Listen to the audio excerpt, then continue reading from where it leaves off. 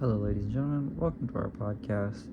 Today, we're going to be talking about performing Porter's 5 Forces analysis. Porter's 5 forces are the characteristics of an industry environment that have the greatest impact on the performance of firms in that industry. The most fundamental mistake that students and many other people commonly make when analyzing these forces is that they analyze them from the perspective of an individual firm. For example, they might say the bargaining power of suppliers for Pepsi Incorporated is low because PepsiCo has many options for suppliers of most of their inputs. That is incorrect. A correct version of this statement would start: the bargaining power of suppliers is that in the soft drink industry is low because Porter's 5 forces are like the weather. The weather on campus is the same for every person on campus. However, different people make different decisions to deal with the weather. Long sleeves versus short sleeves, carry an umbrella versus wear a raincoat, etc.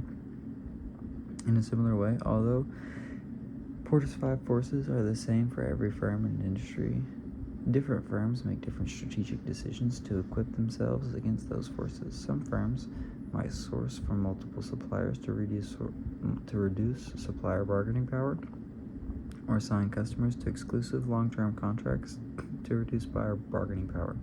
When performing Porter's 5 forces analysis on behalf of a single firm, each force must first be analyzed from the perspective of an entire industry before any discussion or analysis is provided concerning how that industry is equipped to deal with that force. For example, one could say the bargaining power of buyers in the soft drink industry is fairly strong due to purchase volume and backward integration. However, PepsiCo's brand image and loyal customer base mitigate this power somewhat. To perform Porter's 5 forces analysis, identify the most relevant factor of each force and identify the direction and magnitude of the impact of those factors. If most of the impact indicates a strong force, identify the force as strong. If most of the impact identifies a weak force, identify the force as weak. If the main factors balance each other out, then identify the force as moderate.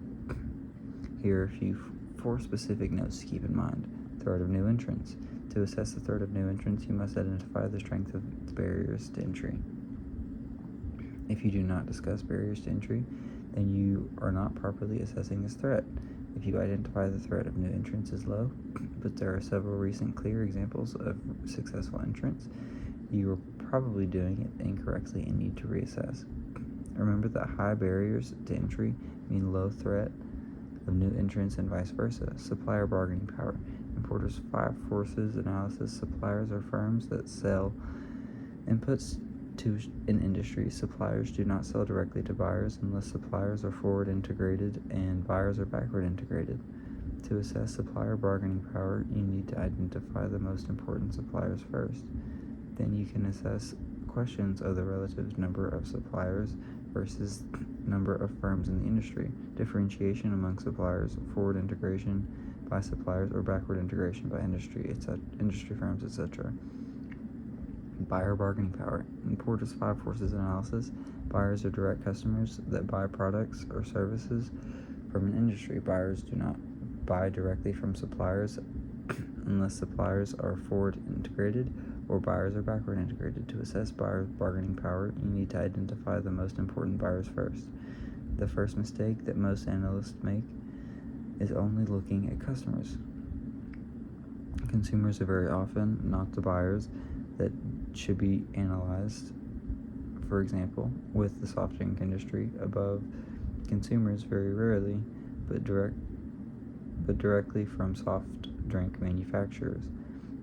An analysis that focused on buyer bargaining power of consumers in this industry would be extremely flawed. The second biggest mistake commonly made is analyzing this force is overemphasis of switching costs. While switching costs are relevant, the relative number of buyers compared to the number of firms in the industry and the volume of purchase by the average buyer are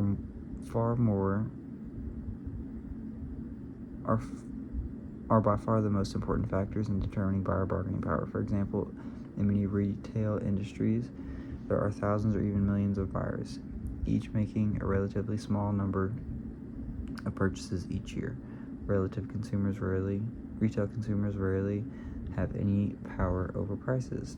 The threat of substitutes. In Porter's 5 Forces analysis, substitutes refer to products or services sold by firms outside the industry that consumers could choose instead of the products or services sold by the industry. Substitutes for the soft drink industry include water, coffee, or alcoholic beverages.